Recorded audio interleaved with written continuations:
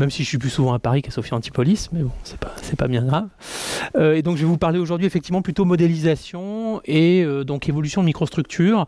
Alors avec un spectre un peu particulier, l'idée c'est quand même de vous donner un petit état de l'art, mais en revenant toujours avec l'idée de se focaliser sur les applications industrielles. C'est-à-dire je vais vous parler de modélisation de la cristallisation à l'échelle mésoscopique, hein, donc à l'échelle du polycristal, mais avec toujours un petit peu en background hein, cette idée de dire qu'est-ce qui est important si on veut appliquer ces méthodes pour tout simplement de la modélisation en mise en forme des matériaux métalliques. Et donc qui dit mise en forme hein, dit forcément grande déformation. Et ça va, on va le voir, ça va beaucoup complexifier les choses par rapport aux méthodes existantes. D'accord. Alors, comme l'a dit Reynald, hein, ces développements, bon, déjà, c'est une équipe, hein, et puis ils sont pilotés aussi en collaboration avec pas mal d'industriels. Alors, j'ai pas mis les logos, hein, je vais pas tous les citer, mais la chaire Digimu, bah, on retrouve Safran, Aubert et Duval, Tymet, ArcelorMittal, Ascométal, Constellium, etc. Donc, il y a un grand nombre de matériaux qui sont étudiés avec ces développements. Hein, alors, principalement des matériaux, des super-alliages base nickel, mais aussi des aciers austénitiques, des alliages d'aluminium et de titane. Alors je vous propose, hein, bon effectivement, déjà Reynald, au bout de 35 minutes tu m'arrêtes, hein, je ne présenterai pas tout mais tu me coupes, voilà. Et puis n'hésitez pas à me poser des questions pendant la présentation, on n'est pas obligé d'attendre la fin pour discuter, donc n'hésitez pas à me couper, d'accord. Alors je commence toujours, hein, il y a toujours 2-3 slides à la crème hein, au début, donc forcément je vais essayer d'aller assez vite. Mais bon, vous serez à peu près tous convaincus hein, qu'aujourd'hui, lorsqu'on essaye d'améliorer un petit peu la compréhension du comportement des matériaux en mise en forme, on s'intéresse de plus en plus à la microstructure, à la prédiction de la microstructure, puisqu'on sait que elle permet d'expliquer en grande partie les propriétés en service. D'accord ? Donc aujourd'hui, lorsqu'on veut améliorer des propriétés en service, en général, on essaye de contrôler en mise en forme la microstructure et donc de comprendre comment les procédés d'élaboration jouent sur l'évolution de la microstructure en mise en forme à chaud. Alors quand je dis évolution de microstructure, je vais aujourd'hui quand même restreindre mon propos. J'aurai quelques illustrations en changement de phase à l'état solide, mais je vais quand même largement me restreindre aux problématiques de cristallisation et croissance de grains en monophasé. D'accord ? C'est déjà assez compliqué comme ça. Alors de quoi parle-t-on hein ici effectivement lorsqu'on est en mise en forme à chaud, hein, les mécanismes donc, que je viens un petit peu d'étayer, d'expliquer, d'intérêt, c'est aller s'intéresser à la restauration, donc on va dire tout simplement la consommation des densités de dislocation mais sans évolution des joints de grains à l'échelle du polycristal, la recristallisation en elle-même, hein, donc germination, enfin nucléation et croissance de nouveaux grains pendant la déformation ou après la déformation. Et puis la croissance de grains. Alors il y a énormément de terminologie hein, dans la littérature et puis ça a évolué avec le temps. Hein. Il n'y a pas si longtemps, on parlait de cristallisation primaire, cristallisation secondaire. Aujourd'hui, c'est des termes qu'on essaie d'éviter parce que finalement, la plupart des mécanismes sont concomitants. Mais donc on va parler principalement de croissance de grains quand finalement on minimise l'énergie d'interface des objets. Hein. Donc c'est quand les interfaces évoluent par la courbure et par les énergies d'interface. On va parler en général de croissance de grains. Et puis on va parler de recristallisation quand il y a une phase de germination, c'est-à-dire apparition de nouvelles orientations au niveau de la microstructure. Et en sachant que la cristallisation, lorsqu'on est en mise en forme, elle peut intervenir pendant la déformation, donc on va parler de cristallisation dynamique, ou elle peut intervenir après la déformation, lors de maintien en température, on va parler de post-dynamique, et on peut être plus précis, on peut parler de statique si les germes apparaissent après la déformation, et de métadynamique si les germes des nouveaux grains sont apparus pendant la déformation. Donc là, je suis sûr que je vous ai déjà tous perdus, ce n'est pas le but. Mais en tout cas, vous entendrez ces termes-là et n'hésitez pas à m'arrêter s'il faut resituer les mécanismes. Alors évidemment, tous ces mécanismes, là on vient je viens de donner des noms, mais physiquement, ils ont tous un petit peu, on va dire, le même but, hein, et c'est ce que je dis, on va dire, c'est un peu une vérité générale lorsqu'on regarde les matériaux, c'est que lorsqu'on a des évolutions d'interface, c'est que quelque part on minimise une énergie, que ce soit une énergie volumique ou une énergie d'interface, et lorsqu'on va parler de restauration, de cristallisation, on minimise l'énergie volumique, donc on va plutôt ici parler à l'échelle du polycristal de densité de dislocation, qu'on cherche à minimiser, et puis croissance de grains, donc je l'ai déjà dit, minimisation des énergies d'interface. Et donc si on veut prédire tout simplement des distributions de taille de grains ou l'évolution des grains à cette échelle-là, forcément, il va falloir quelque part modéliser l'ensemble de ces mécanismes en étant à des échelles qui sont l'échelle mésoscopique et pas l'échelle de la dynamique des dislocations. Donc il va falloir aussi faire quelques concessions. C'est ce que j'essaie de vous présenter. Alors j'aime bien ce slide, bon il est un peu long donc je vais aller un peu plus vite, mais pour rappeler certains éléments de langage. Alors j'ai déjà parlé d'échelle méso ou d'échelle du polycristal, hein, mais bien souvent les autres terminologies qu'on va retrouver dans la thématique, c'est de parler de modèle à champ moyen ou de modèle à champ complet. Alors en fait c'est une définition qui ne se tient pas toute seule parce qu'on peut toujours être le champ moyen de quelqu'un tout en étant le champ complet de quelqu'un d'autre. D'accord? Alors pour expliquer ça, on retrouve l'échelle macro. Si j'arrive, normalement ça devrait fonctionner, hein. On retrouve l'échelle macro ici, et puis lorsqu'on va parler en général de modèles à champ moyen à l'échelle mésoscopique, c'est qu'on va plutôt avoir des modèles analytiques ou des modèles de prédiction de distribution, où on va prédire par exemple une taille de grain moyenne, une distribution de taille de grain, et puis des distributions de densité de dislocation ou une densité de dislocation moyenne, mais sans modéliser finalement la topologie du polycristal. Donc on va se contenter d'essayer de prédire des distributions, alors quand on est entre guillemets, hein, parce qu'il y a des modèles à champ moyen assez compliqués, mais en général lorsqu'on parle de modèle à champ moyen, on ne va pas modéliser l'évolution de la microstructure, l'évolution topologique de la microstructure. Et lorsqu'on parle de champ complet, l'idée c'est d'aller modéliser à l'échelle du polycristal l'évolution des interfaces en modélisant la topologie. Alors évidemment lorsqu'on est en champ complet à l'échelle mésoscopique, en général, ça veut dire qu'on est en champ moyen à l'échelle des dislocations. Parce qu'on ne travaille pas, on ne va pas regarder les dislocations vues de manière séparée, mais on va regarder des densités de dislocation et donc on va faire des hypothèses sur les lois d'évolution de ces densités de dislocation. Et donc on peut quelque part parler de modèle à champ moyen pour les dislocations. D'où la phrase en préambule de ce slide, hein, c'est que lorsqu'on est champ complet, on est quand même toujours le champ moyen de quelqu'un. D'accord ? Donc pas perdre ça de vue. Alors, effectivement, pourquoi s'intéresser à des modèles en champ moyen, en champ complet? Alors, j'en reviens à ma description macroscopique. Hein.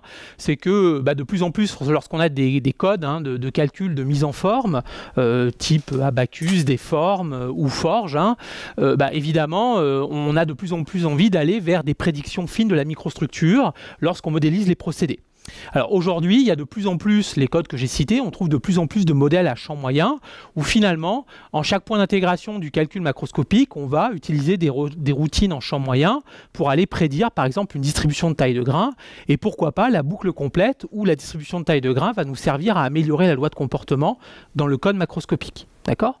Alors ça, c'est des choses qu'on commence à voir apparaître dans la littérature parce qu'aujourd'hui, on a des modèles à champ moyen qui peuvent être très rapides.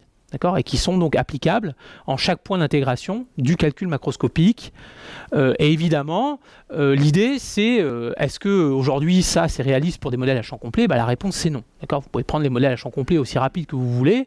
Aujourd'hui, ce qu'on a plutôt tendance à faire, c'est de dire, si déjà on est capable, en quelques points d'intégration intéressants, de mener des calculs en champ complet à l'échelle du polycristal, en prenant des conditions limites qui viennent de points d'intégration du calcul macroscopique, c'est déjà bien.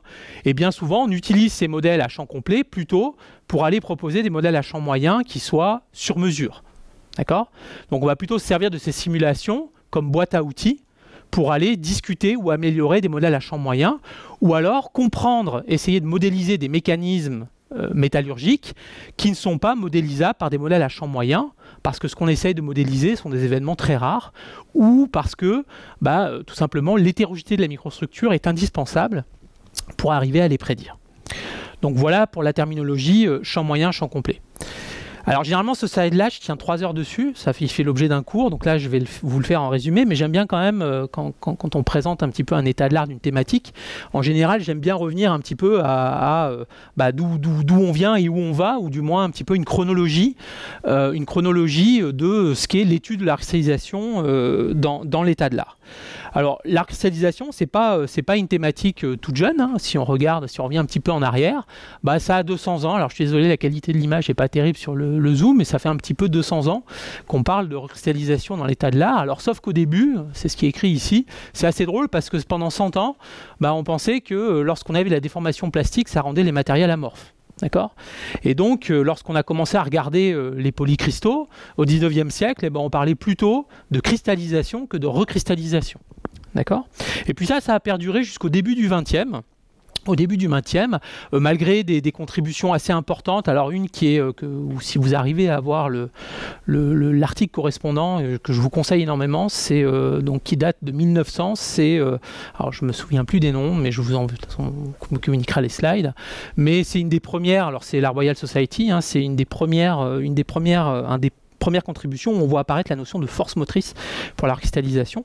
Mais donc jusqu'au début du 20e, il y avait toujours cette idée de dire qu'on avait du mal à parler de cristallisation. Et puis également, par exemple, que la croissance de grains n'était pas vraiment une minimisation d'énergie d'interface, mais plutôt juste due à la rotation et à la coalescence de grains existants. Alors maintenant, quand on va parler, je vous ai parlé de modèles à champ moyen, là, on avance un petit peu, évidemment. On va plutôt aller regarder du côté des années 40-50 qui ont été, on va dire, 10 années extrêmement riches. Et la plupart des modèles à champ moyen qui sont utilisés à l'heure actuelle reposent sur les travaux qui ont été menés à ces époques-là. Et donc, pour citer ceux qui sont bien connus, on va retrouver les articles de Johnson, Mel, Avrami, Kolmogorov, donc de 37 à 41. On va retrouver qui dicte typiquement la plupart des modèles de prédiction de fractions cristallisées en cristallisation dans les codes métallurgiques. Et puis on va retrouver ce qu'on appelle les modèles de Burke et Turnbull qui prédisent des tailles de grains moyennes en croissance de grains, qui est aussi utilisé encore dans grand nombre de modèles de prédiction de croissance de grains.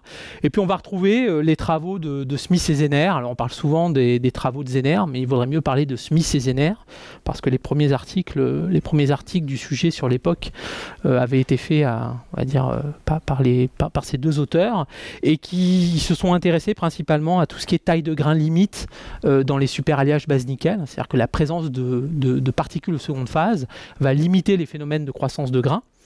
Et donc ça, c'est quelque chose qui est utilisé largement aujourd'hui dans tout ce qui est, par exemple, superalliage base-nickel pour l'aéronautique, où on va limiter les phénomènes de croissance de grains lorsqu'on a des traitements thermiques par des ancrages des joints de grains aux particules de seconde phase qui sont statiques. Et puis on va évidemment retrouver les travaux de von Neumann-Mühlitz, donc pareil, autour des années 50. Donc encore une fois, ça a été, on va dire, la période la plus prolixe en termes de modèles à champ moyen. Et pour les modèles à champ complet, donc j'y reviendrai plus en détail après, alors j'ai pas tout mis, mais j'ai mis les premiers articles. Alors c'est comme pour les champs moyens, c'est assez drôle quand on regarde la littérature, quand on a la chance de la regarder 20 ou 30 ans plus tard, on se rend compte que bien souvent il y a un effet de regroupement comme ça des articles qui font foi, on va dire. Et là, c'est pareil, on retrouve un grand nombre d'articles autour des années 90. D'accord, avec les premières méthodes de modélisation de topologie de microstructures en cristallisation. Et je détaillerai après, mais on va retrouver donc des méthodes automates cellulaires et Monte Carlo pour la croissance de grains. Alors principalement Holmes, Rolowitz, Rowlett, donc c'est les principaux auteurs de l'époque sur le sujet. Et puis on va retrouver également des premiers articles en 1992 autour des méthodes Vertex. J'en parlerai aussi après, par Humphreys, qui est bien connu dans le domaine de la cristallisation, son livre étant une bible pour tout métallurgiste qui se respecte. Et puis on va retrouver aussi pendant la même période donc des premières aussi applications méthode Vertex en recristallisation, alors que Humphreys c'était plutôt Humphreys c'était en recristallisation, et puis les premiers articles c'est Kawasaki, Nagai, et c'était plutôt en croissance de grains. Mais tout ça encore une fois autour de la même période. Alors ici je détaille pas, mais ici évidemment ces premières méthodes numériques, c'est ce qu'on appelle des méthodes sur grille régulière, ou pour les méthodes Vertex avec des interfaces qui sont discrétisées, donc des méthodes un peu moins coûteuses que des méthodes éléments finis classiques. Et les méthodes éléments finis classiques avec ce qu'on appelle les méthodes champ de phase ou multi-champ de phase et level 7 sont venues un peu plus tard, autour des années 2000. D'accord. Donc voilà un petit peu pour un historique de ce dont je vais vous parler aujourd'hui. Alors ça c'est un slide qui reprend un petit peu, qui fait un petit peu une synthèse de ce que je vous ai dit auparavant. Donc lorsqu'on parle de cristallisation à l'échelle mésoscopique, donc c'est vraiment l'idée de pouvoir aller modéliser les évolutions de microstructures, ici par exemple le forgeage d'une bielle, avec des modèles qu'on va appeler à champ moyen, prédiction de distribution de taille de grains, ou en champ complet, où on va prédire la topologie. Et puis ici vous retrouvez un petit peu ce que je vous ai dit, c'est que l'intérêt de modéliser le champ complet, c'est principalement d'aller comprendre, d'aller prédire des phénomènes hétérogènes, et puis d'aller proposer tout simplement des modèles à champ moyen sur mesure, ou améliorer, on va dire, les domaines d'utilisation de modèles à champ moyen existants. D'accord. Alors évidemment, toutes les méthodes ne sont pas à la même enseigne, hein, mais une des difficultés, je l'ai déjà dit, des modèles à champ complet en général, c'est toutes les problématiques de temps de calcul. Et puis là, vous retrouvez un petit peu toutes les méthodes utilisées en modélisation de la cristallisation en champ complet, de l'état de l'art. Hein. Donc on va retrouver des méthodes stochastiques. Alors il existe aussi des méthodes automates cellulaires déterministes, mais on va plutôt parler ici de méthodes sur grille régulière, d'accord. Je vous donnerai des illustrations ensuite, où on a en général des lois de probabilité pour les évolutions de microstructures, en minimisant des énergies qui sont construites sur grille régulière. On va parler de méthodes front tracking ou vertex, lorsqu'on discrétise uniquement les joints de grains, ou uniquement les joints de grains et pas l'intérieur des grains. Et puis on va plutôt parler de méthodes à base d'EDP, hein, d'équations dérivées partielles, en éléments finis ou sur grille régulière, pour les méthodes champ de phase ou level 7 que j'expliciterai après. Alors ici j'ai mis quelques noms, alors forcément on fait des choix, hein. Ici j'ai mis quelques noms d'auteurs, on va dire, connus sur chacune des thématiques numériques, connus dans le sens où c'est pas forcément les auteurs les plus prolixes, mais en tout cas les premiers articles pour chaque méthode proviennent de ces auteurs. Bon, il y a un code couleur, hein, donc encore une fois vous pourrez, si vous cherchez de la littérature, vous pourrez revenir à ce slide pour trouver les auteurs correspondants. D'accord ? Alors, maintenant, j'ai un petit peu un slide provocateur, mais je pense que c'est un slide important ici à donner, c'est que, en fait, c'est ce que je vous ai dit au début de ma présentation, une des difficultés de la modélisation de la cristallisation en champ complet, mais on pourrait dire la même chose pour tout ce qui est phénomène diffusif à l'état solide, hein, quand on parle de changement de phase à l'état solide, de globularisation, de coarsening ou ce genre de choses. Bah, en général, la plupart des choses que vous pouvez trouver dans la littérature n'est pas adaptée aux applications industrielles. Pourquoi? Parce que bien souvent dans les méthodes numériques champ complet, ce vers quoi on va converger, c'est d'arriver à prédire en quelque sorte des états stationnaires. D'accord? Vous allez avoir une microstructure et vous allez vous intéresser à un traitement thermique de cette microstructure et vers quelle distribution quasi statique on va converger au niveau de la distribution de taille de grain. Donc ça donne, c'est intéressant au niveau académique, mais la principale difficulté, c'est que lorsqu'on regarde les procédés industriels, en général, on est toujours hors équilibre. D'accord. Lorsque vous avez tout simplement un chemin thermomécanique industriel, hein, vous allez déformer, tourner la pièce, chauffer, redéformer, etc. Et ce qui va vous intéresser, si vous voulez être prédictif à un moment donné, c'est tous les phénomènes transitoires, les prédire correctement, et puis la concomitance des différents mécanismes qui peuvent mener à l'évolution de la microstructure, donc cristallisation, croissance de grains, restauration, etc., etc. Et donc ça, en général, évidemment, c'est un objectif, hein, mais il y a très peu d'articles sur le sujet. Donc bon, le deuxième point, je l'ai dit, c'est que effectivement, bien souvent, vous avez des méthodes qui peuvent être pertinentes mécanisme par mécanisme, et puis lorsqu'on va identifier les paramètres de ces modèles, j'y reviendrai mécanisme par mécanisme, mais quand vous avez plusieurs mécanismes en même temps, ça peut devenir très compliqué d'arriver à paramétrer ces méthodes pour modéliser les différents mécanismes qui peuvent être concomitants. Et on sait aujourd'hui qu'ils peuvent être pris en compte. Alors je vais vous donner un exemple, hein. Vous allez trouver, et je me mets dans le panier, hein, et vous prenez des articles qui ont 20 ans, dans les premiers articles où on s'est intéressé à la modélisation de la cristallisation, en général on a tendance à négliger tout ce qui est phénomène de croissance de grains. Dit autrement, lorsqu'on parle de phénomène de cristallisation en métallurgie, en général, on dit que la pression motrice, elle est au moins d'un ordre supérieur à la pression motrice qui peut venir des effets capillaires, donc de la courbure des joints de grains. Et donc, en général, ce qu'on a tous fait il y a une vingtaine d'années, c'est de dire, lorsqu'on a des modèles, que ce soit en champ moyen ou en champ complet, on va prendre en compte les densités de dislocation pour la cristallisation, et puis on va évacuer, on va laisser tomber, on va ne pas prendre en compte les phénomènes de minimisation d'énergie d'interface. Aujourd'hui, il y a des articles qui ont prouvé que ça pouvait être vrai pour prédire des tailles de grains moyennes, mais si on veut être fiable sur des prédictions de distribution de taille de grains ou sur tout simplement, on va dire, le nombre de grains voisins, donc la coordinance, ou sur des mises à l'équilibre de jonctions multiples, si on minimise les énergies d'interface, quel que soit le ratio d'ordre de grandeur avec les dislocations, on ne sera pas prédictif. Donc c'est aussi des sujets qui sont en constante évolution. Alors évidemment, une des grosses difficultés lorsqu'on est en mise en format chaud, hein, c'est le contexte de grandes déformations ou très grandes déformations, voire de très grandes vitesses de déformation, où là, lorsqu'on est en très grande vitesse de déformation, parfois, nous ne sommes même pas sûrs que les mécanismes d'évolution de la microstructure soient bien identifiés au niveau physique. Et puis évidemment, au niveau numérique, qui dit très grande déformation, en général, dit on ne peut pas travailler sur irrégulière, on ne peut pas travailler avec des méthodes de type transformé de Fourier rapide ou ce genre de choses. Il n'y a pas trop le choix. En général, on est obligé de passer par des méthodes éléments finis classiques et puis des opérations de maillage, remaillage, surmaillage éléments finis. Et donc, on a forcément affaire à une complexité croissante des simulations. Et c'est aussi pour ça que dans l'état de l'art, vous trouverez...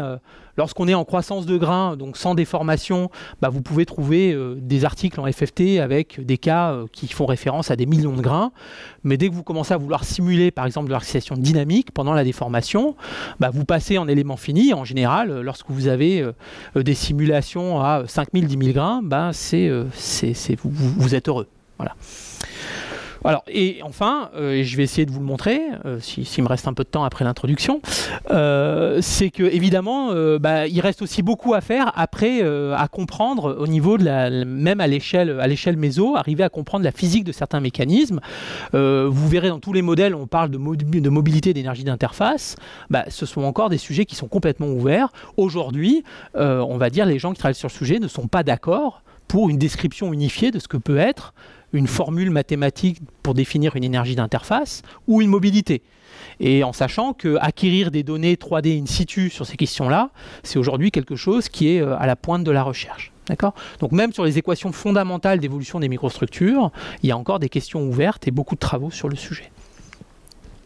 Alors bon, du coup, j'en ai beaucoup dit sur les méthodes, donc je vais peut-être passer gagner du temps sur les slides de description des méthodes. Si vous avez des questions, j'y reviendrai. Peut-être m'arrêter sur ce slide-là, parce qu'en général, c'est des choses qui peuvent intéresser principalement les étudiants. C'est regarder un petit peu quels sont les logiciels existants à disposition dans l'état de l'art, en champ complet, sur soit des descriptions de polycristaux, soit sur des modélisations d'évolution de microstructures. D'accord ? Alors c'est plutôt pas mal parce qu'il y a plusieurs codes français, donc ça je trouve que c'est bien, c'est la bonne nouvelle. Alors on va retrouver des codes, un code principalement qui est très bien connu, enfin qui est très connu pour les polycristaux. C'est le code qui est développé à Carnegie Mellon University par l'équipe de Tony Rollett et autres, donc Dream2D, et qui est un logiciel bien connu pour tout ce qui est génération de polycristaux, donc générer des microstructures initiales. Et puis également construire du maillage conforme. Alors ça peut être des microstructures initiales qui viennent de données in situ, d'accord, de reconstruction, ou qui viennent de génération statistique de microstructures, et j'y reviendrai un petit peu après. Mais donc on va dire que c'est plus un logiciel qui est dédié à la description de microstructures virtuelles pour les polycristaux. Et ce qui est intéressant, c'est que c'est un logiciel qui est complètement open source, hein, donc vous pouvez, avec une interface graphique qui est très, très efficace et très agréable à utiliser. Donc si un jour vous avez besoin de construire des maillages conformes sur polycristaux, je vous conseille de ne pas hésiter. La même chose pour le code qui suit. Alors là, c'est un code français qui est développé par Romain Quay, aux mines de Saint-Étienne, et qui est aussi un code de génération de polycristaux, donc un petit peu comme Dream2D, alors qui n'a pas la même dimension parce que, évidemment, quand on parle du code de Carnegie Mellon University, je pense que c'est un code où il y a à peu près une vingtaine de personnes qui travaillent sur le code en question. Mais en tout cas, c'est un code aussi que vous pouvez utiliser de manière libre, qui est très, très, très bien fait pour générer des microstructures et construire des maillages conformes au niveau des interfaces. Alors les trois codes qui suivent sont des codes soit allemands, soit suisses, et qui ont été plutôt développés donc, du côté de Borum ou de Haren, avec deux codes qui sont plutôt à base méthode champ de phase. Alors les deux ayant été initialement, si je ne me trompe pas, développés par Steinbach, hein, j'y reviendrai un petit peu après, et qui sont plutôt à la base des codes MyCRES et OpenFace qui ont été développés pour des problèmes de changement de phase à l'état solide, mais il y a aussi des applications en cristallisation, et donc on parle aussi d'évolution de microstructures. Alors le code, celui-là, alors je ne sais pas s'il faut le prononcer Gragle S2D, on va le prononcer comme ça, il est beaucoup plus récent, il a 2-3 ans je pense, et lui il est à base level 7, alors si je ne me trompe pas, la dernière fois que j'avais regardé, il est plutôt orienté croissance de grains, mais c'est un code à base level 7 qui est développé depuis 2 ans. Alors il me semble qu'il y a une collaboration avec Gottstein, hein, sur le sujet. Alors un code qui est très intéressant, que moi je connaissais pas, puis c'est en collaborant avec des gens plutôt du monde géologique que j'ai découvert ce code-là. C'est un code qui est développé par une communauté qui s'appelle E2LE, donc qui est principalement utilisé en géophysique, hein, mais c'est un code qui finalement regroupe différents types de méthodes numériques. On va retrouver du vertex, du Monte Carlo, du cellulaire automate, et puis on va dire qu'on peut, en fonction du mécanisme qu'on veut modéliser, on peut aller piocher les méthodes qui sont mises en partage sur la plateforme, et c'est un code qui est vraiment très très riche. Et donc pareil, je vous conseille de ne pas hésiter à aller voir ce qui est fait. Alors il y a peu d'applications métallurgiques avec ce code-là, mais ça pourrait tout à fait se faire. Alors le code Digimu, lui, c'est un code commercial, donc qui est l'homonyme de la chaire dont on a parlé au début, et qui est justement un code là de modélisation, de cristallisation, croissance de grains, qui a 2-3 ans, qui est une émanation de la chaire que je pilote, qui est développé par Transvalor et qui a pour but, on va dire, de proposer tout simplement des méthodes numériques, cette fois adaptées aux problématiques de mise en forme à chaud. D'accord ? Donc là, on est plutôt dans un contexte que je vous ai situé d'application industrielle. Alors, donc je reviens maintenant à la notion de... Je vais plutôt me focaliser maintenant sur cet aspect, sur cette discussion des méthodes en grande def. Hein, et donc je vais principalement me recentrer sur les méthodes level 7 qui sont a priori à part. Alors il y a quelques articles sur des méthodes de type café, où on a des méthodes automates cellulaires qui sont couplées avec des méthodes éléments finis pour arriver à modéliser à la fois de la déformation et la cristallisation. Mais sinon, la plupart des simulations en grande def sur éléments finis, c'est plutôt des méthodes level 7. Donc ici, ce que vous voyez, déjà, je vais un petit peu préciser ce que c'est qu'une méthode level 7. Hein. L'idée, c'est de dire que la description des joints de grains dans le maillage élément fini n'est pas conforme. C'est-à-dire qu'on ne va pas représenter les joints de grains par une discrétisation des interfaces des grains, mais on va les représenter par des fonctions mathématiques sur le maillage élément fini. Donc c'est ce que vous voyez ici, schématisé. Hein. Vous avez un maillage élément fini en noir, et puis vous imaginez que vous avez une interpolation qui est P1, qui est linéaire par élément de vos fonctions level 7. L'idée, c'est tout simplement de dire en chaque nœud, en chaque point rouge, je vais définir une fonction mathématique qui est la plus courte distance de ce point à l'interface. D'accord ? Alors par exemple, pour ce point-là, hein, la plus courte distance, c'est cette longueur, et pour ce point-là, c'est cette longueur. Alors pour bien faire les choses, hein, lorsqu'on a des structures polyédriques, en général, on ajoute une convention de signe en étant positive à l'intérieur des grains et négatif à l'extérieur. On pourrait faire le contraire, hein, c'est juste un choix. Mais cette notion de convention de signe qu'on ajoute à la distance euclidienne permet finalement de définir tout simplement un intérieur et un extérieur de l'objet. D'accord ? Alors, une fois qu'on a dit ça, on a dit beaucoup de choses, hein, ça paraît tout bête, mais ça permet finalement de s'affranchir, alors ça apporte des difficultés, mais ça permet de s'affranchir de beaucoup de difficultés également que l'on va retrouver dans les méthodes à maillage conforme. Alors pourquoi ? Je vais essayer de faire simple et de l'expliquer. C'est que ici vous avez une description de l'objet qui ne dépend pas du maillage. C'est-à-dire que finalement, vous avez une fonction distance à une interface qui n'est pas discrétisée, et vous pouvez dire que l'objet, il est défini comme l'isovaleur 0 de cette fonction mathématique. Pourquoi ? Parce que l'isovaleur 0, c'est l'ensemble des points à distance nulle de l'interface, c'est-à-dire c'est l'interface. D'accord ? Donc ça, finalement, on sent bien que si votre objet, imaginez-le en train d'évoluer, de disparaître, finalement, une fonction level 7, un objet qui disparaît, c'est une fonction level 7 qui devient partout négative. Donc c'est très facile à gérer comme un champ sur un maillage élément fini. Lorsque vous avez des descriptions conformes, en général, si vous avez un objet qui disparaît, il faut gérer le maillage qui va avec et de dire qu'est-ce que je fais des nœuds qui discrétisaient l'interface de mon objet. D'accord ? Donc, alors, on retrouve d'ailleurs cet intérêt pour les méthodes champ de phase, hein, c'est la même chose, c'est que cette description implicite, elle permet de s'affranchir d'une difficulté de la description d'évolution des changements topologiques sévères. Changements topologiques sévères, j'entends par là disparition d'objets, apparition de nouveaux objets. Parce que là, j'ai parlé d'évolution, croissance de grains, vous avez des petits grains qui disparaissent, et quand vous avez de la cristallisation, vous avez de la nucléation, vous avez aussi des grains qui apparaissent. Et donc, il va falloir gérer ça au niveau topologique. Alors ça, c'est la partie positive, une des parties positives.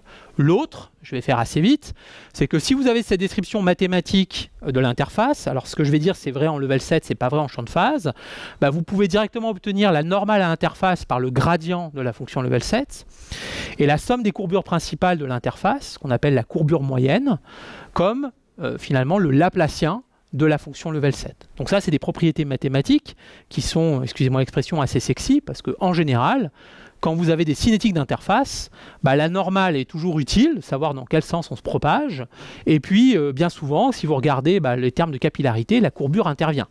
Et donc pouvoir remonter à une valeur de courbure grâce à ces fonctions mathématiques, ça a un intérêt. D'accord ?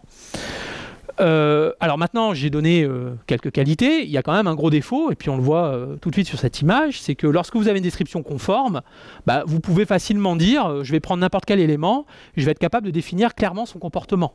D'accord ? Si vous avez un maillage conforme, ça veut dire que forcément l'interface passe par une arête de l'élément. D'accord ?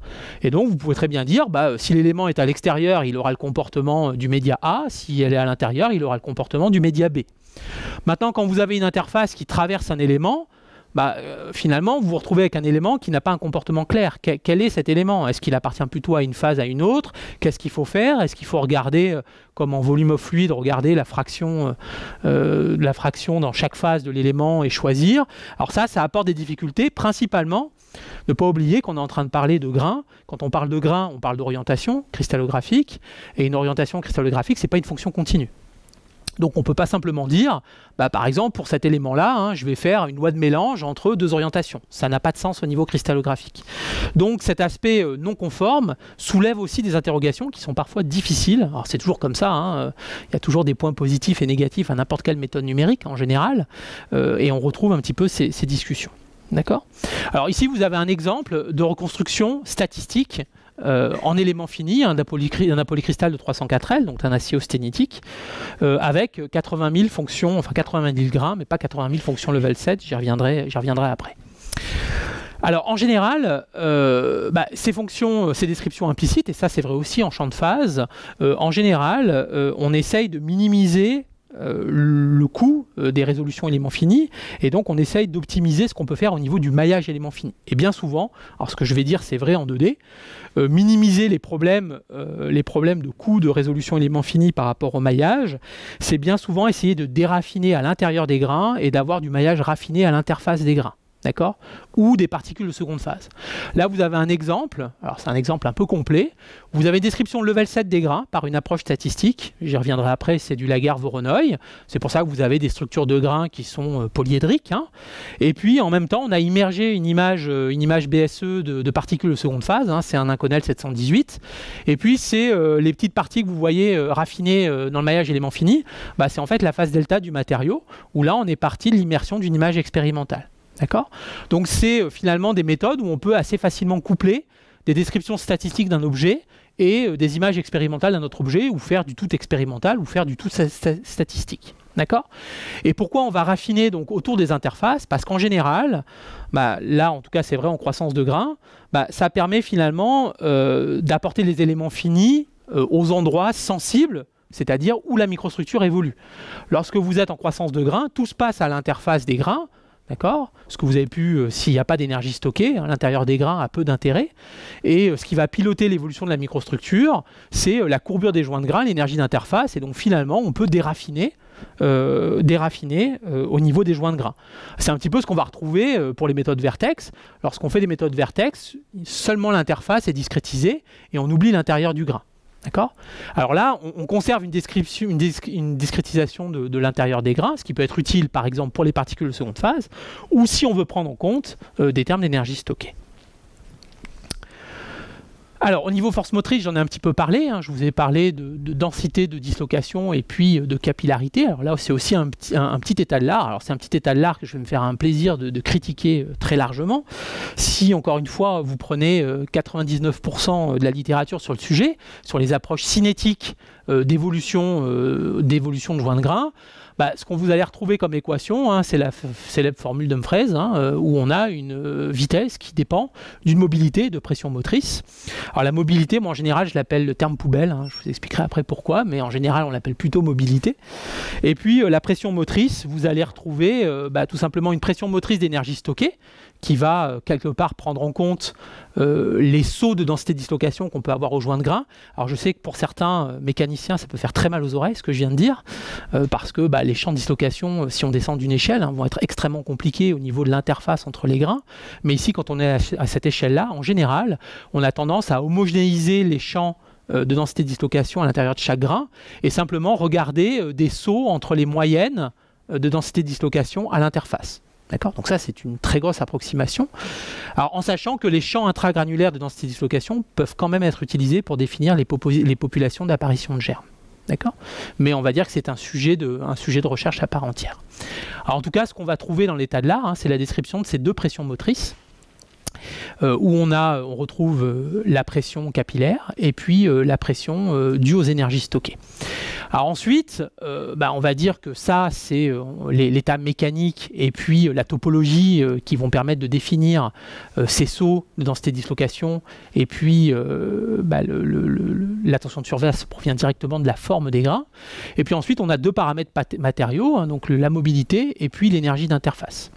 Alors en général, ce qui se fait de mieux, on va dire jusqu'à il y a un an ou deux, en termes de description des énergies d'interface, quand on est pour les polycristaux, si on veut prendre en compte une certaine anisotropie d'énergie d'interface des joints de grains, c'est ce qu'on appelle le formalisme de Red-Shockley que vous voyez en rouge ici, c'est-à-dire que finalement on essaye de prendre en compte la désorientation entre les grains voisins, d'accord ? Imaginez vous avez deux grains, on essaye de prendre en compte la désorientation entre ces deux grains pour définir une dépendance de l'énergie d'interface à sa désorientation. Alors ça, c'est une vision qui est extrêmement très restrictive, parce qu'on sait très bien qu'il n'y a pas que la désorientation qui joue. Vous allez prendre un joint de Macle cohérent ou incohérent, d'accord ? Ils peuvent avoir la même désorientation, mais avoir des énergies d'interface qui sont totalement différentes. D'accord ? Vous pouvez avoir un joint de Macle incohérent qui va avoir une énergie d'interface assez similaire à un joint de grain classique, et vous pouvez avoir des joints de Macle cohérents qui vont avoir des énergies d'interface qui sont beaucoup plus faibles, c'est-à-dire que c'est des interfaces qui coûtent beaucoup moins cher, qui sont favorables, et pourtant vous allez avoir la même désorientation. Ce qui va changer, c'est la normale au joint de Macle. D'accord ? Donc on sait aujourd'hui qu'en général, se limiter au formalisme de Red-Shockley lorsqu'on veut décrire un petit peu des joints de grains spéciaux, ce n'est pas suffisant. Et il y a certains articles qui tentent même à dire que finalement, prendre en compte la désorientation, on va dire une petite distribution des orientations sur une microstructure, est d'ordre 2 par rapport au fait d'aller essayer de prendre en compte vraiment la dépendance de la normale au joint de grains. D'accord ? Donc ça, c'est un vrai sujet ouvert, même si on utilise le formalisme de Red-Shockley depuis bien longtemps pour ces questions-là, a priori, on est de moins en moins sûr qu'il soit vraiment adapté à l'anisotropie d'énergie d'interface. Alors la mobilité, si j'ai le temps, mais je pense que je ne l'aurai pas. Il me reste combien de temps, Reynald ? 5 minutes ? Non ? Ok. Bon, alors j'aurais probablement pas le temps d'y arriver. Tout à l'heure, je l'ai appelé terme poubelle. Pourquoi ? Parce qu'en général, dans les modèles en champ complet, c'est bien souvent le paramètre que l'on va pondérer pour tomber sur les données expérimentales. Bon, ça, c'est assez classique.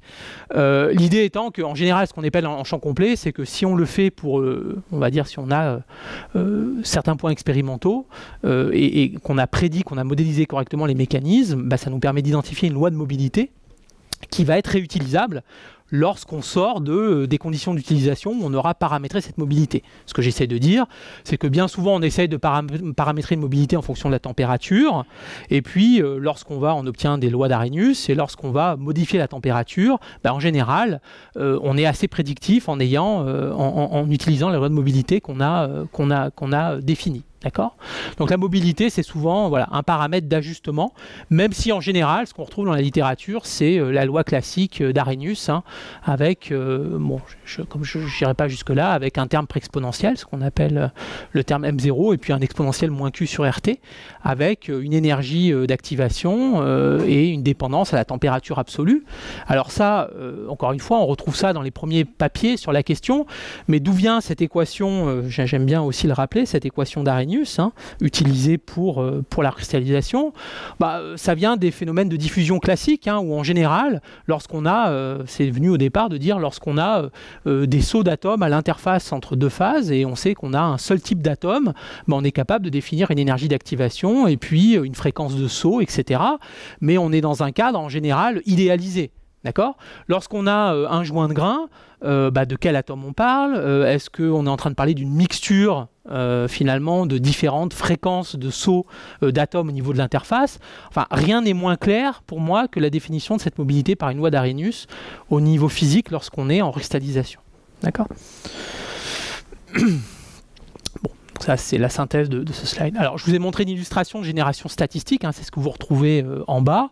C'est-à-dire qu'aujourd'hui, en général, lorsqu'on essaie de respecter des statistiques, des distributions de taille de grain, on va soit utiliser ce qu'on appelle des méthodes de Voronoi ou de Laguerre-Voronoi. Je ne donnerai pas le détail aujourd'hui. On va dire qu'une méthode de Voronoi, en général, permet de respecter la taille de grain moyenne, mais pas la distribution de taille de grain. Par contre, une méthode de Laguerre-Voronoi permet en général de respecter une distribution initiale de taille de grain. D'accord? Et ça peut avoir son importance. Alors, évidemment, vous avez déjà vu des images qui étaient beaucoup plus belles ce matin de la part d'Eric. Hein. Bien évidemment, on est aussi capable, lorsqu'on a des images expérimentales issues de Tomo ou autres, on est capable de directement immerger ces microstructures dans des maillages éléments finis et puis de faire de la simulation en champ complet sur ces microstructures expérimentales. Alors, vous avez ici un exemple 2D et un exemple 3D. Hein. Alors ici, pour la petite histoire, c'est des cas 3D, des cas de comparaison, donc c'est des microstructures in situ, des évolutions en croissance de grains qui viennent de Ulm University par Karl Kriel. Et l'idée de ces données in situ nous permettent de comparer des simulations champ de phase et level 7 sur des évolutions de taille de grains. C'est ce que vous allez retrouver sur la vidéo qui n'a pas démarré toute seule. Hein. Alors en sachant qu'ici, la difficulté d'acquisition des images, c'est évidemment que vous pouvez considérer chaque grain comme une phase en tant que telle au niveau du comportement.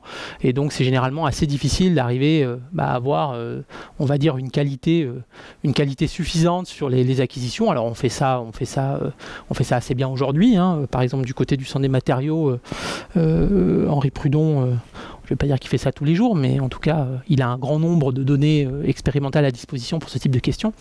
Et aujourd'hui, on essaye, alors quand je dis on, il n'y a pas que nous, mais un des développements importants en cristallisation, c'est d'être capable, que ce soit par méthode champ de phase, level 7 ou autre, d'aller comparer, d'aller être prédictif sur des évolutions in situ. D'accord?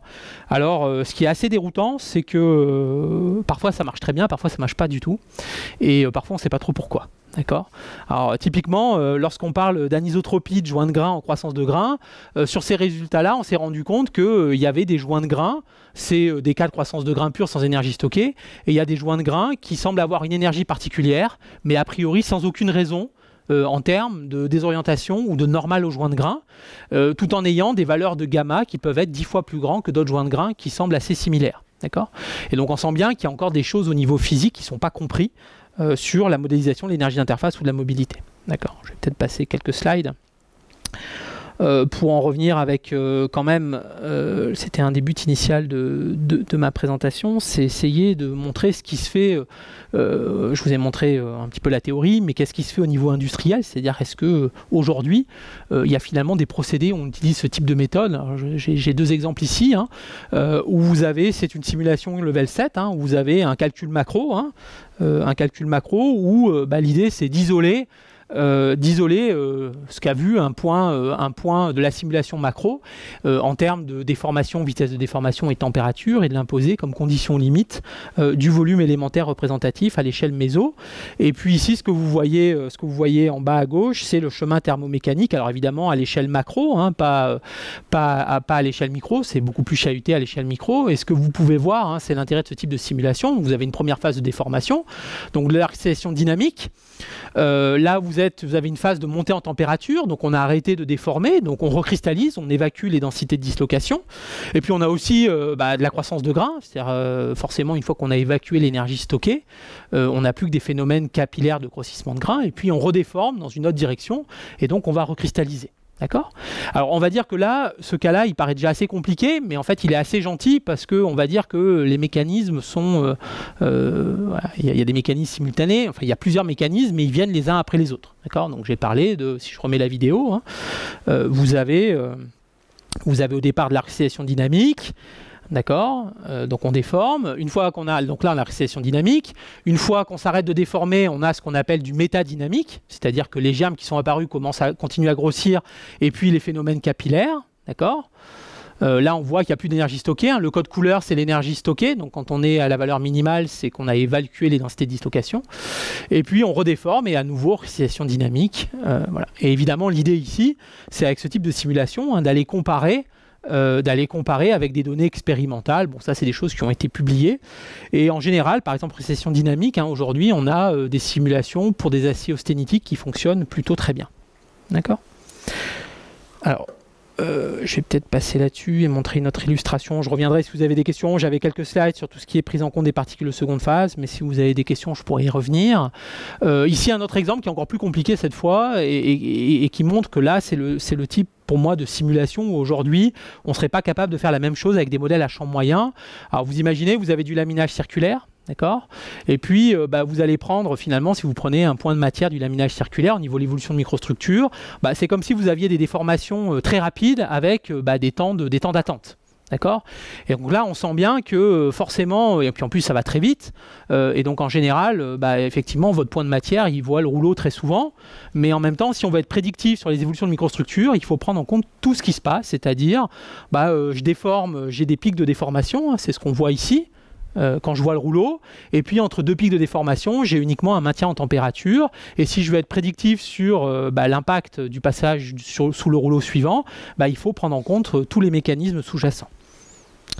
Alors, évidemment, j'ai pas de simulation 3D à vous montrer, j'ai une simulation 2D. Alors, c'est pas la simulation qui s'arrête, hein, c'est l'interpasse, hein, ce que je vais appeler. C'est-à-dire que vous êtes passé une première fois sous le rouleau, hein, et puis vous commencez à stocker de l'énergie, à recrystalliser. Alors, vous remarquez la germination en collier, parce que ici, pour cette nuance-là, tout se passe au niveau des joints de grains. Et puis, à chaque fois que vous allez passer sous le rouleau, hein, vous allez redéformer, regerminer, donc récession dynamique. Et puis, entre deux passages sous le rouleau, vous avez la microstructure qui évolue en métadynamique et puis en croissance de grains. Et au final, si vous voulez être prédictif, il n'y a pas trop le choix. Ou si vous voulez construire un modèle à champ moyen qui soit prédictif, il faut être capable de mener ce type de simulation-là. D'accord ? Donc là, vous avez un temps d'attente assez important, et puis on redéforme, etc., etc. Alors ça aujourd'hui, c'était pas le cas. Alors une autre des difficultés qu'on peut voir ici, c'est un sujet qui est un peu brûlant, c'est que lorsqu'on a ce type de simulation, il faut bien comprendre qu'en général, alors c'est pas tout à fait vrai ce que je vais dire, mais je vais grossir le trait. On va dire que le nombre de fonctions level 7 est quand même très important ou le nombre de fonctions de phase est quand même assez important dans les temps de calcul. D'accord ?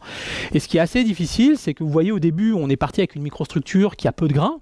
D'accord ? Mais à la fin, quand vous êtes en récession dynamique, vous pouvez partir avec des microstructures qui ont une centaine de grains, vous retrouvez avec des microstructures qui ont 100 000 grains. D'accord ? Et donc la notion de temps de calcul est en quelque sorte une variable à optimiser pendant le calcul. La question est de se dire, par exemple, est-ce qu'on aurait intérêt à un moment donné pendant le calcul de dire, ok, j'ai trop de grains qui sont apparus, mon volume élémentaire représentatif il est trop grand, je subdivise mon domaine et je repars avec un domaine plus petit pour le reste de la simulation. D'accord ? Ça, c'est des sujets qui sont ouverts à l'heure actuelle. Bon, et puis je vais m'arrêter ici, mais donc pour montrer qu'effectivement, quand on a des procédés industriels, on retrouve des chemins d'évolution des densités de dislocation ou de taille de crâne moyenne qui sont tout sauf les cours qu'on a l'habitude de voir, que ce soit pour des fractions cristallisées ou ce genre de choses. D'accord ? Enfin, ici, si on regarde la fraction cristallisée, on n'a pas une courbe d'Avrami en quelque sorte. D'accord ? Alors je vais peut-être finir si j'ai encore une minute. Ouais, non ? Bon, je m'arrête, hein, sinon c'était juste pour les perspectives. Alors, je vais peut-être dire deux perspectives qui commencent à apparaître. Alors, il y a des effets de chapelle, hein, bien souvent, sur ces thématiques. C'est comme partout. Hein. C'est que vous avez beaucoup de gens qui travaillent sur tout ce qui est changement de phase à l'état solide, principalement avec des méthodes champ de phase ou multi-champ de phase. Et puis, d'un autre côté, vous avez une communauté qui s'intéresse plutôt à tout ce qui est phénomène de récession, croissance de grains. Et en général, ces deux communautés ont tendance à s'ignorer. D'accord ? Alors, en fait, c'est assez intéressant de creuser un peu la chose, parce que si on regarde en termes de cinétique des interfaces, évidemment, on va trouver des choses qui sont extrêmement proches. Hein. Si vous regardez ici une cinétique classique en cristallisation, hein, c'est la formule que je vous ai montrée tout à l'heure, on peut faire le pendant en changement de phase à l'état solide. Hein. On va retrouver une mobilité, mais cette fois de joint de phase et non pas de joint de grains, qui peut ne rien avoir à voir avec la mobilité des joints de grains, mais ça s'appelle une mobilité.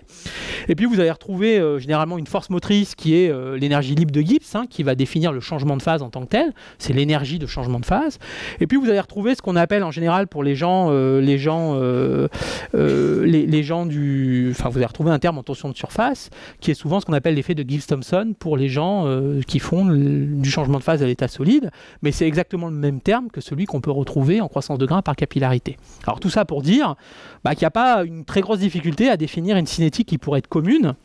Et puis, tout simplement, avoir des cinétiques qui vont prédire à la fois l'évolution des joints de phase et des joints de grain en champ complet. Alors, là encore une fois, il y a des effets de Chapelle. Bien souvent, si vous prenez des articles de la communauté champ de phase, lorsqu'il y a du changement de phase, on a tendance à dire que les grains à l'intérieur de chaque phase ne sont pas vraiment importants. C'est pas important de prédire leur évolution parce que ce qui est du premier ordre, c'est plutôt l'évolution des phases en termes de force motrice. Alors ça, c'est vrai en général si on n'a pas d'énergie stockée. D'accord ? Par contre, si vous avez de l'énergie stockée dans les grains, expérimentalement, plusieurs auteurs ont montré que c'était faux.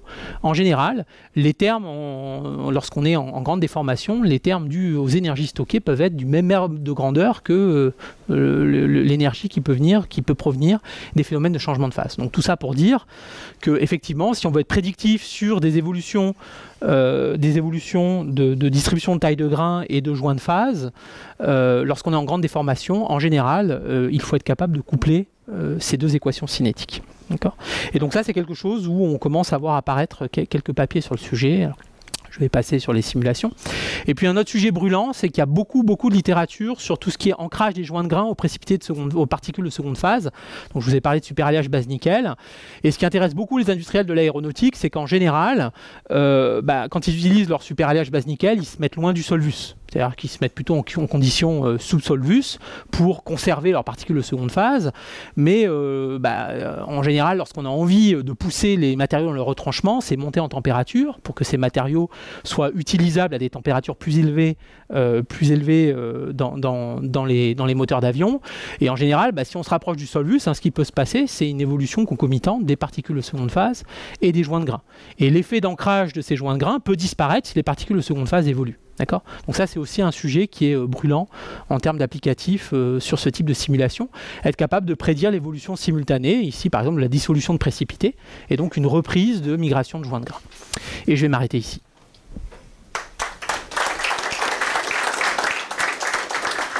Merci beaucoup Marc pour ce panorama. Oui. Numérique et des applications industrielles. Donc, en même temps, pouvez-nous deux questions ? Oui. Ça marche maintenant? Ok. Si j'ai bien compris, dans votre modèle de dislocation densité, est-ce que vous faites homogénéisation de ça? Alors, les lois d'évolution dans ces locations, en général, c'est des lois... moi, je ne suis pas spécialiste du domaine, mais c'est plutôt des modèles d'évolution, type par exemple SSD, GND. On va prédire des évolutions de densité de distribution de densité de dislocation. Et puis après, ce qu'on va faire, c'est que ces champs-là, avec des modèles à la littérature, en général, les champs intragranulaires, ils sont homogénéisés, c'est-à-dire qu'on en fait une moyenne par grain, donc on perd finalement la donnée intragranulaire, mais on peut quand même se servir de cette donnée intragranulaire pour définir des positions des germes. D'accord, mais avec l'évolution de cette moyenne densité de dislocation, est-ce que la deuxième loi de thermodynamique s'est respectée? Oui. Oui. A priori, oui, c'est une des choses qu'on respecte, qu'on cherche à respecter. Après, évidemment, il y a toujours matière. Alors, je n'ai pas montré, c'est-à-dire que même pour les évolutions d'énergie stockée, on peut utiliser des lois très simples, type des formalismes. Je pense au modèle de Franck Monteillet ou de Yoshi Lasraoui-Jonas, où on a des évolutions, finalement, des équations assez simples d'évolution de dislocation. On peut aller vers des modèles de type plasticité cristalline. Donc, on peut prendre en compte des codes de plasticité cristalline à cette échelle-là. Mais en général, on ne se sert pas de toute l'information. Quand on a des modèles fins en plasticité cristalline, on ne se sert pas de toute l'information, ou on s'en sert uniquement pour la position des germes. D'accord. Et on sait bien qu'on fait de grosses hypothèses sur l'interaction entre les dislocations elles-mêmes. J'ai une question sur on parle de recristallisation, donc il y a la formation de nouveaux grains. Donc, est-ce que tu pourrais dire quelques mots sur les lois qui sont derrière ça et quelle confiance on a dans ces lois-là? Alors, c'est une question piège. C'est un sujet ouvert, c'est-à-dire que... Alors, moi j'aime beaucoup, il y a beaucoup de modèles en littérature qui prédisent la texture, parce que ce qu'ils font, c'est que quand il y a un germe, ils disent qu'ils font apparaître un germe, ils prennent la texture qu'ils voient expérimentalement. forcément ça marche bien. Enfin, du moins ça va prédire ce qu'on a imposé. D'accord. Alors souvent on voit ces modèles-là comme des modèles qui arrivent à prédire pour les germes quelle va être par exemple l'orientation d'un nouveau grain. Dans les faits, il n'y a pas de modèle clair sur le sujet. Et à mon avis, évidemment, les modèles clairs ils peuvent venir d'une échelle inférieure. C'est-à-dire que quand on parle de nucléation à cette échelle-là, on n'est pas à la bonne échelle pour décrire quels sont les mécanismes importants et comment on pourrait prédire une orientation claire de ces germes. À mon avis, il faut aller vers des modèles soit en dynamique des dislocations, soit même en dynamique moléculaire. Donc c'est un sujet ouvert et en général à cette échelle-là, ce qu'on a tendance à faire, c'est dire on a une donnée expérimentale. Si la donnée expérimentale nous dit que l'orientation semble complètement aléatoire, au final, quand on a cristallisation, quand on va avoir apparition de nouveaux germes, on va prendre une texture aléatoire. Par contre, s'il y a une texture privilégiée, on va l'utiliser comme une distribution initiale pour nos germes. Mais on va dire que c'est autodéterminant. Si on n'a pas la donnée expérimentale, on ne sait pas quoi faire. Ça, c'est pour la texture de ce qui apparaît, mais après, il y a même la position du germe. Comment elle est choisie? Alors, on va dire, il y a aussi des chapelles, il y a beaucoup de modèles qui regardent quand même tout ce qui est finalement le champ de dislocation, c'est-à-dire qu'on va prendre les zones où il y a de forts champs de dislocation ou de gradients de densité de dislocation, mais on va dire qu'il y a aussi autant de modèles que d'auteurs. D'accord. Alors, j'ai envie de dire aussi que c'est extrêmement matériaux dépendant. D'accord. Par exemple, je vous ai montré quelques illustrations avec du 304L. On sait en général que pour le 304L, lorsqu'on est en cristallisation dynamique ou statique, la notion de position des germes ou d'orientation n'a pas du tout le même impact. Parce que finalement, quand on est en dynamique, on s'est rendu compte que si on se contente de dire on respecte une densité de dislocation critique et puis on germe en collier, donc autour des joints de grains, en général, ça suffit pour être prédictif par rapport à des données expérimentales. Lorsqu'on est sur des mécanismes où on est plutôt en statique ou en métadynamique, c'est-à-dire que finalement, la microstructure a beaucoup plus le temps d'évoluer que lorsqu'on est en dynamique, là, les modèles qu'on utilise à l'heure actuelle peuvent atteindre leurs limites et on aurait besoin de modèles qui sont un peu plus riches sur comment on va mieux définir la position des germes, leur orientation, etc. Donc c'est aussi matériaux dépendant.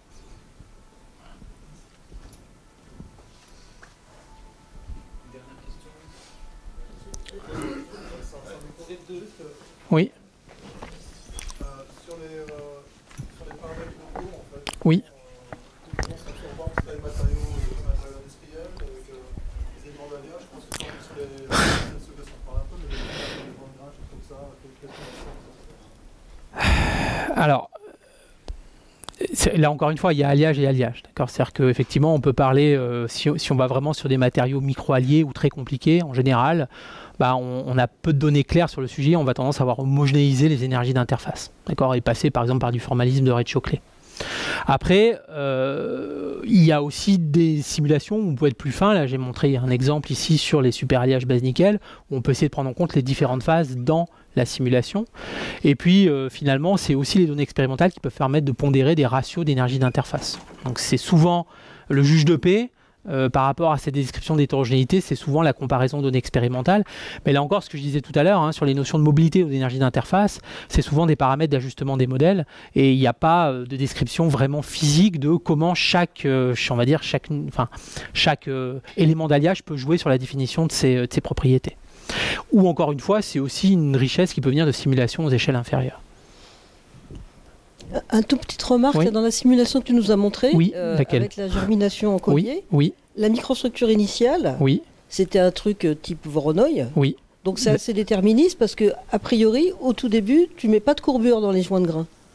Si, parce que tout est piloté par... Alors, en fait, dès les premiers incréments, c'est les jonctions multiples qui vont se mettre à l'équilibre. Donc la courbure, elle va venir des points multiples. C'est-à-dire que les points multiples sont hors équilibre. Si on a une énergie isotrope, ils vont se mettre naturellement à des positions à 120 degrés. Et donc, ça va tout de suite introduire une courbure. C'est pas comme pour les méthodes vertex, parce que là, on a une discrétisation complète du grain. Et donc, forcément, il y a quand même une cinétique qui se met en place par l'équilibre de ces points multiples dès le début de la simulation. Et bien souvent, ce qu'on peut faire aussi, c'est, par exemple, si on veut une microstructure qui est typiquement polyédrique, mais un peu plus représentatif de la réalité, on va modéliser un traitement thermique irréaliste. Pour dire, je pars d'une structure polyédrique, je fais quelques secondes de traitement thermique à 1000 ou 1100 degrés, je vais tout de suite avoir des grains qui sont beaucoup plus réalistes par rapport à une microstructure recristallisée. Mais effectivement, sinon les joints plans, eux, ne jouent pas.